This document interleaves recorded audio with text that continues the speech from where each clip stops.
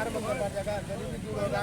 हम लोग टेम्पू चलाने वाले हैं, 24 घंटा मतलब टेम्पू मतलब चलेगा। लोग आएंगे, स्टेशन तक जाएंगे और उससे आपका भी रोजगार बढ़ेगा, बचत होगा, समय की बचत होगी सबसे बड़ी।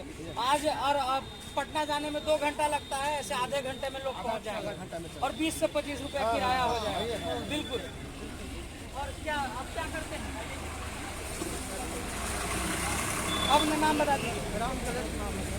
आपका नाम? मेरा नाम है राम राम, अहियापुर छोटकी। अहियापुर छोटकी, अहियापुर से।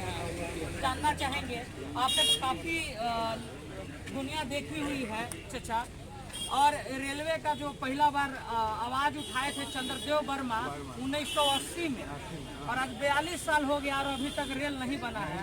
क्या कहना चाहते हैं? कहना चाहते हैं कि अगर बन जाएगा तो आवागमन के पहले तो साधन हो जाएगा, व्यापार का साधन बढ़ेगा, समय को बचत होगा, बनना जरूरी है। और लेकिन सरकार जो है इस परियोजना को क्यों टाल देती है? ऐसा तो बहुत सारा परियोजना बिहार में है, लेकिन वो बन के तैयार भी हो गया, पीछे जो आया था, इस परियोजना को आज तक पीछे धकेल दिया गया।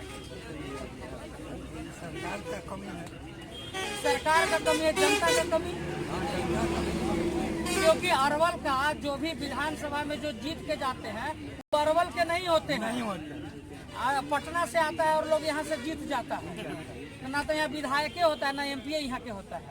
और यही शायद कारण है कि यहाँ के लिए आवाज कोई नहीं उठा रहा है। ये भी एक बड़ा कारण है। जी जी।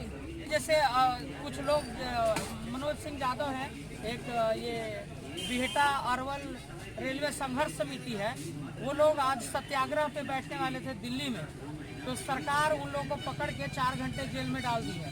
इस पर क्या कहना चाहेंगे? कहना चाहें कि उनको छोड़ दिया जाए और उनको मांग है पूरा करें।